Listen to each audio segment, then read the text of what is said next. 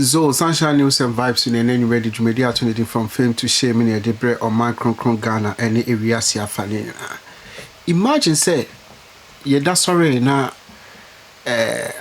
nkofo a yacho go in Sawin prison, Ankafo prison, other prisons that can ho Ghana. Omo na ye appeal. Na omo ye appeal wie ye na ye de omo call. Omo ko gina raining beam no.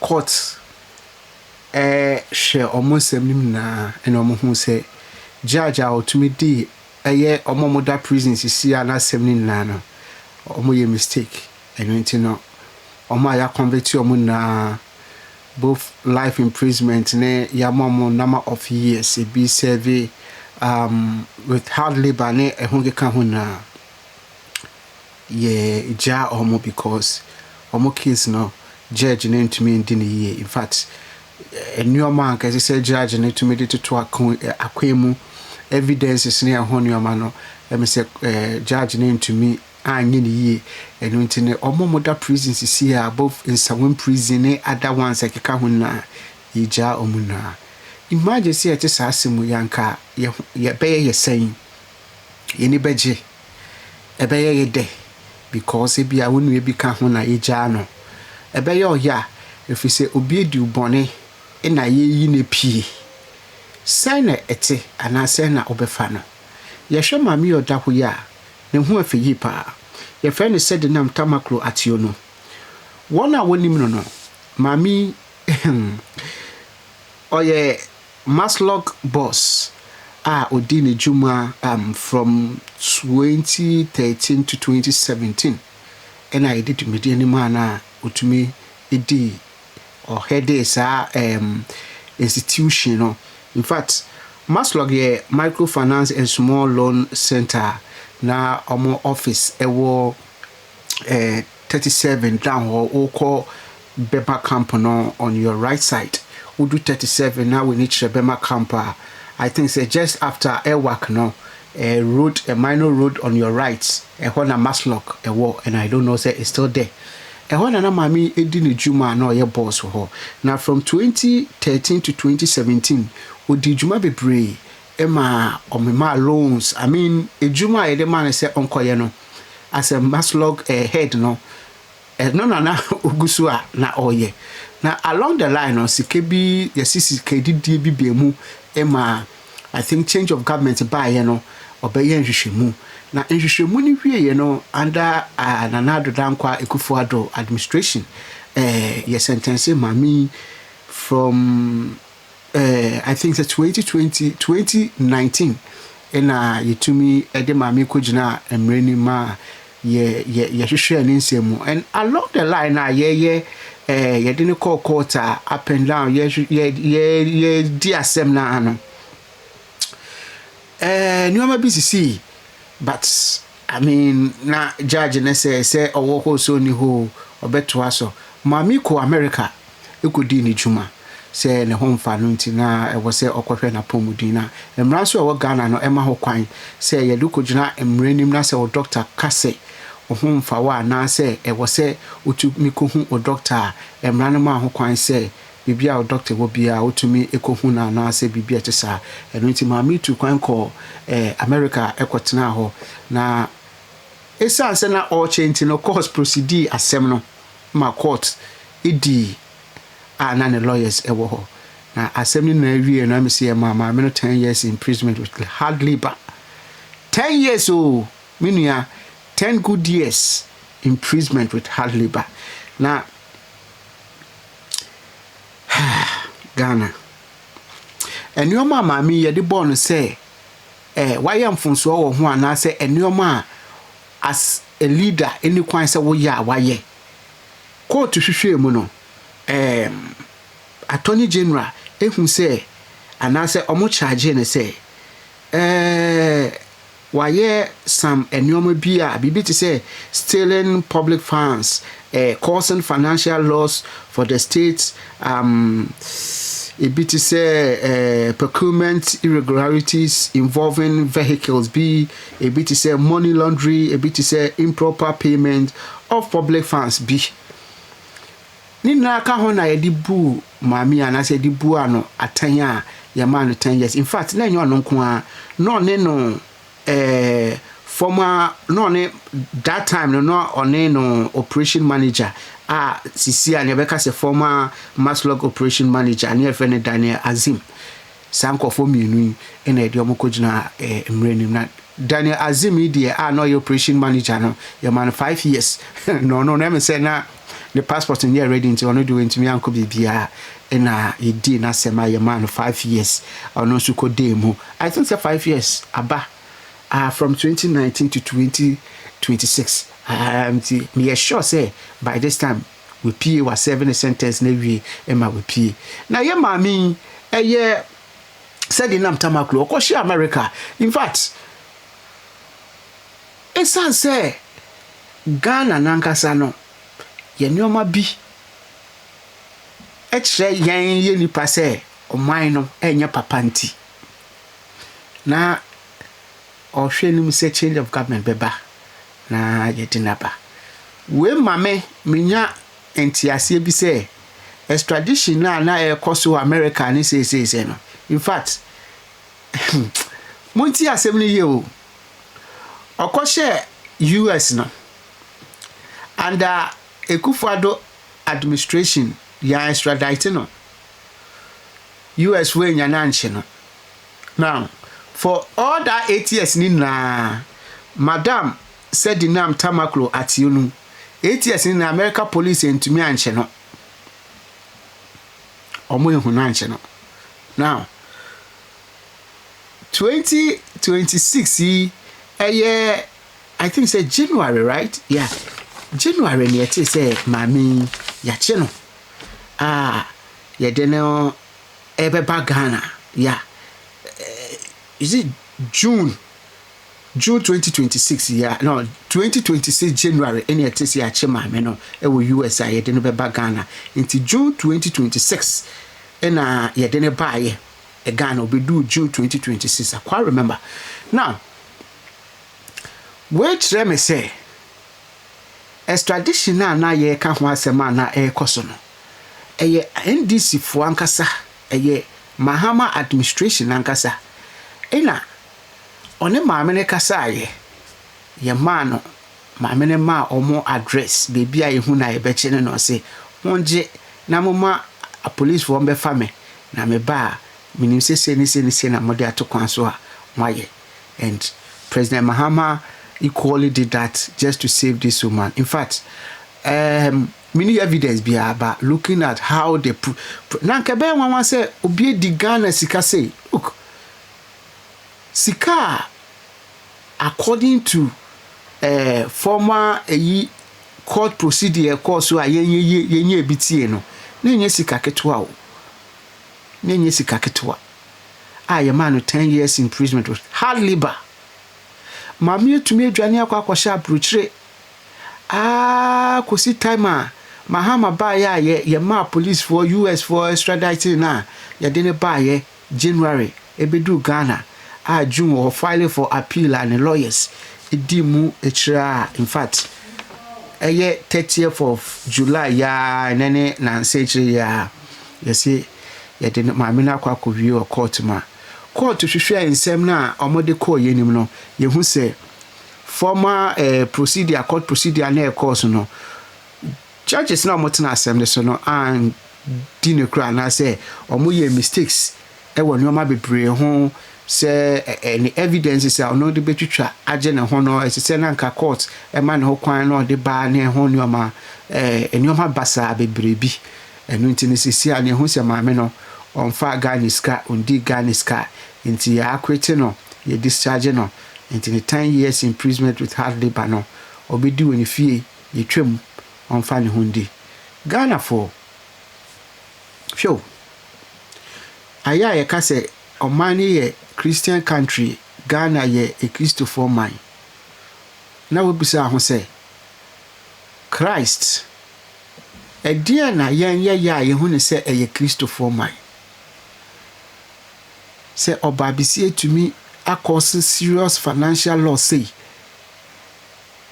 ema ye dina ko prison ya sentence no odwane akwa abrochire ma change of government by na Akufo Addo dankwa di 8 years full 8 years inti President Mahama ne second term yi obai ene me say or second year inti said dinam or the time you convicted no say okode mu mpo anka by this time ebia wo pie because 10 years ni nke ebia wo pie but esan say on person obekonti aye political eyinti no ohun Mahama Jano and sasem we ohun international eyi wo ho obi a hwe Ghana obi a hwe President Mahama enyoma oye.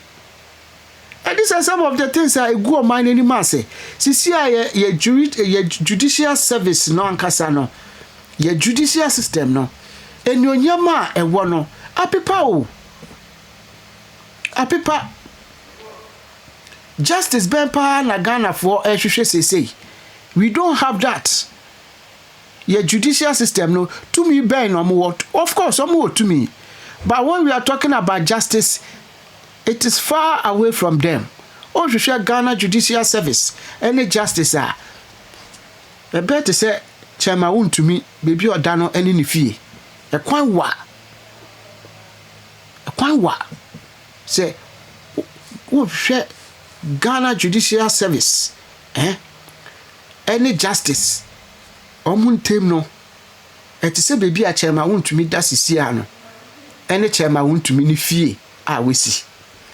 A quite wow 20 years. Imagine say o to play mukra obedi 20 years. O nanti abedi.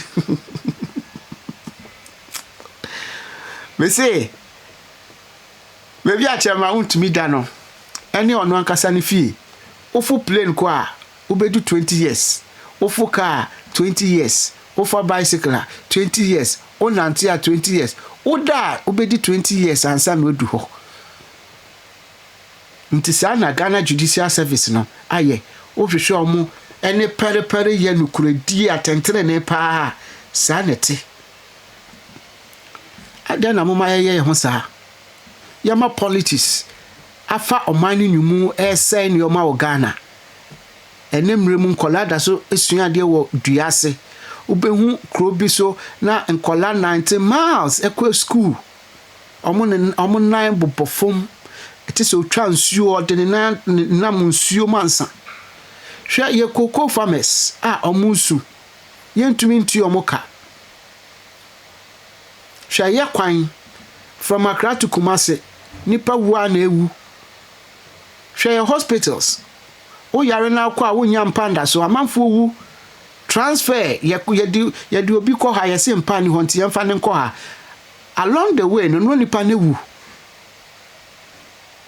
No, and your mind yefe wa Ghana. Inti si abetna wona say ya partisan say ya NDC MPP. We be DB inti minsumi ndibi. We be ye bi inti minsumi nye bi. In a court, ye judicial system anka mu pe gina ho ahwe atenten ne mu be pamo political efri mo ho. Na mo gina pintin say you are not political entity organization. Honka ho. The three arms of government e Ghana mo ye one. And unti mo dia mo nka political we ne ho ayekoso no. When you can say mo de mo ho fofo mu. Inti mo pa che say judges no mo tena assembly so for the first time no. Na sabi tafrache your own learned colleague no mo ka kire wiase mansan say 10 years no mo de man no mo ntumi anteso amba 9 mo anteso amba 8 mo anteso amba 5 4 po mo ntumi anteso 3 no 2 kra de man ko ho 1 man ka ho asem de mo ka ho asem ni say woman no mo acquits and discharging no into onfa ne honko na sesikali mpo na wendi a courts owo case ni wo court a odwane kwasha abrochire wama enu kra mpo ye offense enu mpo ye offense na mahwe nyame ni masa ne oma we na mabo atogu eme na me no ka sei obi awie akokọ emodemu 15 years yentumi mfre no nka nasem 10 years yentumi mfane nko police station pa na se yentumi mfane nko court enkodi nasem obi afọ bi 1 million ye de na kwa kotum 4 years 5 years ni yentumi mfane nko court enkodi nasem adena Ghana ye ho saa na yama NDC ni MPP say oman no and enemy who President Mahama and then a wife beautiful Lordina sorry are we impressing God or we are impressing men? President Mahama, are you impressing God or you are impressing man? Ade we ya wa ye we one fact and train ya anya adwuma wo because wa me wiase na ehu ni paban a wo ye say party first and not Ghana first. NDC first. You people are there to protect yourself and not the country. How can this be true? Who say adia why no ewiase na ayedin o. Ewiase na ayedin. I mean how? Say Madam Sedina Tamakloe ya Acquits no and Discharges no nti mo ana mo extradite mo America for extradite no ma ye de no aba o chese mo hihya to ho ina oba ye nso I mean oba ye mpo a eye huhuhu say oda insawem oda prison ye de na kwhia police chese you people are defending the indefensible, trying to cover the woman. Inti dia ma ye ama ye hu say ampa dia na opposition party ne ka say woman no onda baby a aban mre mu e wo so oda no onna ho adai taxpayers money na ye kojibusia ne wa abrofo ne ho ba na mo party political leaders mo amu disika no na taxpayers yenya na ye de bia ye tua hwe ma sori ahomache ko kantamanto se wuhu opabisia sori 4 o'clock 3 o'clock ko kantamanto ko peni o mo beton obi anu ayaba emefo aba betiti kitamano wetua hwe ya ma memo ko agbogoroshi obi sori ahomache 3 4 ko jintos ko pe bayre beton intos meko sori 3 4 ko agbogoroshi ko tema station ko hwe omo sori ahomache ko pedi omo bedi ni ababet omo tuatua tax into bwanketingete ni aboabo no asenka oman no ne de be hwe oman no apege oman no na obaakofo tumi di sasika na ewi a na eja ne sonko na so bi nipa baako one day entumi entua ne eyi ticket amode abrena mu behu de AMFo beye no mu hu de AMFo beye no hwe eyi for internal revenue for se omuko Accra Kaneshi Makola na ehene oma na store bi wo ho na se ontumi ntua de wo se otua because of ebia marketing ya. You guys see what happens. Ye tutu ne store mu harazi nipa no internal revenue. Smart as here e wasi ye tua that revenue no to help the nation and one ye de show mine no. Na se ye be accumulate sasikani na se ba akofo obabesia etumi edisika ne ye wi aya ye free ne se onko ni ye free ne se onko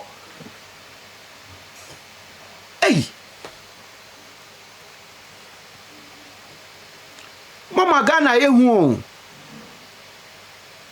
Ghana yehu na ewiase na ehwe de ekoso no ewiase ehwe de ekoso no Mami ba yi a ye ka ho asem eyi MPP for opposition for kike mu mami no onda bebi aban se court se onkoda se there mu the majority be kan ye that time majority leader mu do be kan is if they want to know where it is, it's very easy. They can file a question on the floor of parliament once we are in parliament and summon the minister to come to the floor of parliament.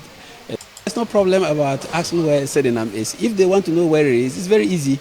They can file a question on the floor of parliament once we are in parliament and summon the minister to come to the floor of parliament and provide the answers to those questions. I think the Attorney General is available. The security agencies who are handling him are there.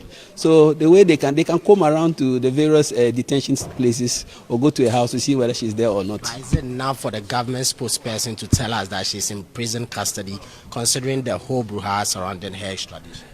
If that is where they have placed him, that is where she's supposed to be. You and I don't have power over that. They extradited her to come and answer questions, to come and serve a jail term, and she's home and she's in custody. That is it. Is it against any law in Ghana? It's not against any law in Ghana.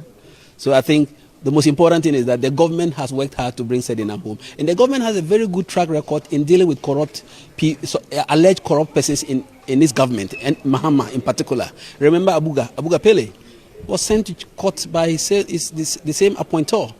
So Sedina too is going to follow suit. If he's able to appeal or do whatever what we are hearing and exonerate herself, fine. If he cannot, she goes to serve. She has plans to appeal. That is what the same minority are telling you. She's appealing. Everybody in this country, I said that look, let's leave people who have indulged in criminal acts after being appointed to face the laws of this country. It shouldn't be party people supporting somebody who has been alleged to commit criminal acts in this country. Let's allow the laws to take their course. Let's allow the judiciary to handle the issues as the judiciary, and withdraw any support for anybody, this political support for anybody who has been alleged or to have committed a crime. In that way, we'll get people stay away from corruption. You saw what happened under Wontumi. The minority leader went to sit on the floor to protest for the arrest of Wontumi. At the end, what is Wontumi doing? Pleading, plea bargaining. What does it mean? He's accepted guilt in the first place, and he's asking for a softer sentencing or a softer conviction. That is it. So let's stay away and allow the judicial system, the Attorney General, and the prosecutors to deal with the case. Oh, Sema Oka, majority leader, playing around question the man, bringing Abuga Pele's issue into this and stuff. You know, say my many buy, I mean, mom for now, baby, I was say oko. And because you are serving your party and not a nation, you are refusing to speak the truth. And now, Ghana. Hey, into Ghana, be ye ni. The way I do Sunday, I quite sorry, tie mu yemi de day. Do Sunday, ye na ye kugu sorry dem fiti president so. Ko obia kwa sorry kugu sorry dem tie mu ye nyame dede. Hey, ye no ya ho sire o say yasum nyame. Na kwesi broni na ono de ne nyame som baaye no. Se pa na osom na. Kwesi broni na ono de ne nyame som baaye no, say na osom no. Say na kwesi broni sum nyame say obedi oman na ono ankasa team no obedi na bro. Owi anu akwakotena sorry dem say osum nyame. Say na kwesi broni woye. Mo MPs ne ministers bebre mo tutuk kwa makuko school abrochire. You know what we are talking about. Say obroni nya sa de we. So obedi oman sika. Can you do this in China? Which of the European country can you go there as a leader and do this? To me, so obedi oman sika. To me, sika ne kura mbegu nsem. Sika ne mfa wo weni hu sika wo. Ya paperwork. Ina wo ye mistake so na wo sign bibi wo ye wo wie sika bia. Ya beche wo. Ubeda ubi hu. Ye be gu anim ase. Yama wonfa hundi. Yama wonfa hundi. Inti ade nti na yan de sebe tafrache omanya ye chichire na ye chichire no bon ye chichire no okwan bone so sa adan adan de na ha ye Ghana fo adan ye bone ayaye ne se ye Christofo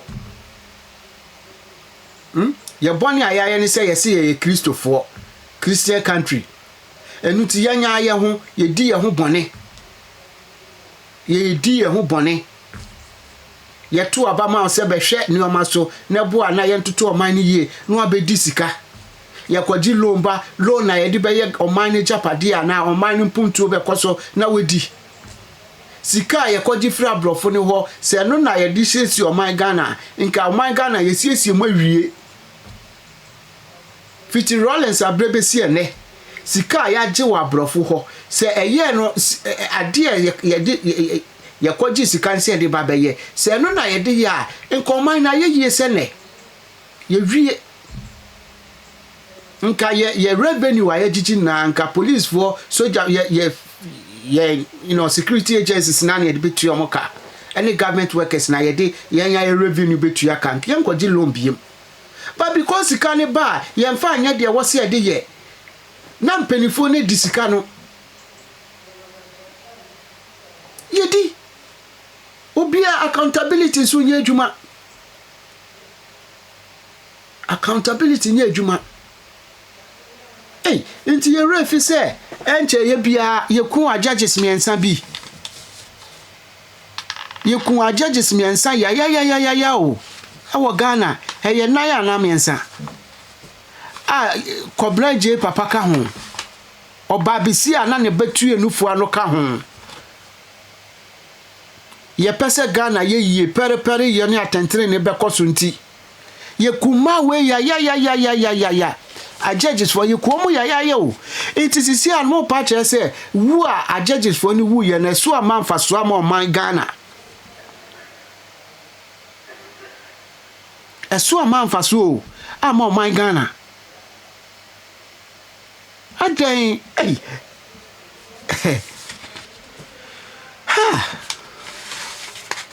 say one yan chinu nsenja no say ti say omo wewia eyi body yi ne akukọ ya ne be chichi omo kogu nsanwe mu onyonku ya nansen ya chi ni ya owo pisa party fufuro mu ba ku yi ono so ye bo omo so bo mpa se omo so ba o mbe yi no ba ko na nansen ya party fufuro de na kom no ono so ye twen ni ahwe ade na ye ho sa hwede wu ani pebre wo Ghana ekomu wo Ghana o yanka no kranchire ye ho ekomu wo Ghana nkasa enioma boa ye den why na nisika so ni di wo Ghana ho uye adwuma me say ukuta first degree kra na ye adwuma ahina ye ditu ya hwe bebi a wote at the end of the month no sika obe say wo transport mu wedidie mainti de bia wo ye adwuma nso nya hoto eni ama omani mai dindindin na wo ma sika no efom nsem na ewie bi yenye ne hwe nti wo papa say Ghana your papa dia asusu ampa say President Mahama oni wo NDC fo any Judges amotena asemi so say Ghana ye mo papa dia asusu ampa ni ampa say sa asemi mo beja Sedina Tamakloe yesi hwe mo ntumi an reduce sentence ni mpo we dia esi onko onya hwe o Sunshine News and Vibes ni me say on saka video bia no awoso no subscribe ya maye nsema ekono utibia na ora ho ko bibini na ora ho yeba utukwa ko kwesi broni krom a eho fefefe ya tutu nioma se okọ hospital na ora ho se yeba be use kofie because unyanka beda hospital ho ani ahwew Menti si di obi akọ hospital wa Abrochire Germany. Emi ase mpa ni ho. Menti bi da. Me ba kroma say light off me hu bi da wo. Se me bie pipe pa ema. Heater. Se awa ba me show me heater ama na bia na o heater ne na eye faulty.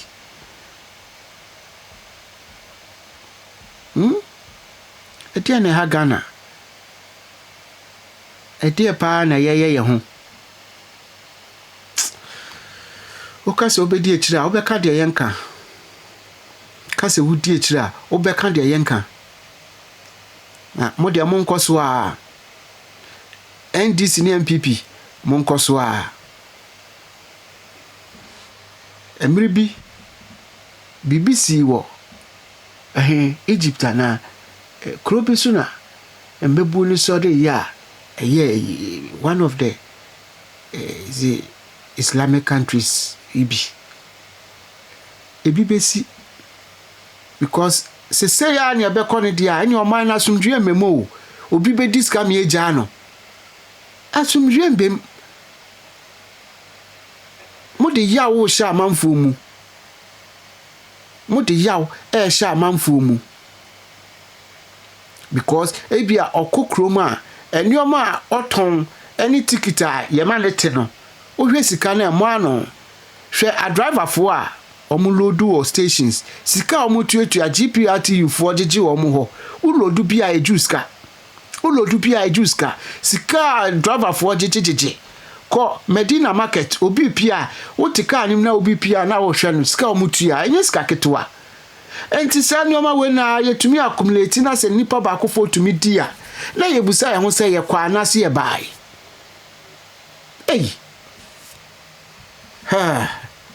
mate nyame shiro ma kronkron Ghana why nyame shiro ma kronkron Ghana na ebe yi